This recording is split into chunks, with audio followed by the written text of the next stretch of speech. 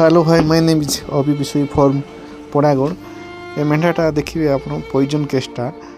तो मेढा सकाळे खाइबा गला, खाइबा जा समय घास पॉइजन पकई विषाक्त विषाक्त जिनस पकई से मेढाटा खाई बहुत कष्ट अनुभव करुच्ची। मेढाटा जो घास खाइला खाइला 2 ରୁ 3 घंटा पर मेढाटा उठी पार्लानी।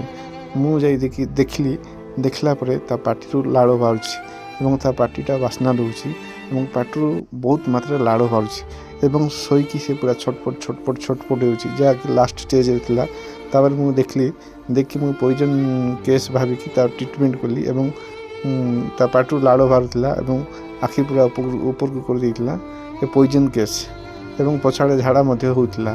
तापर मुझे atropine sulphate atropine injection IV 5 ml IV देली NS सहित एवं मुझे एबुल देली एबुल इंजेक्शन देली। तापर सोडियम थार्फाइल NS सांग मिसाइकी मुझे पार्टी खोईदेली। खोया फल मेढार विषाक्त कमिगला एवं से धीरे धीरे धीरे धीरे सुस्थ होगा लगे। एट्रोपिन सल्फेट 2 टाइम देली 2 टाइम देला फल IV देली IV देला फल मेढाटा पुणी सुस्थ सबल होगा। जो मेढाटा मरिया जाऊला सुस्थ और सबल होगी आज की बंचिला।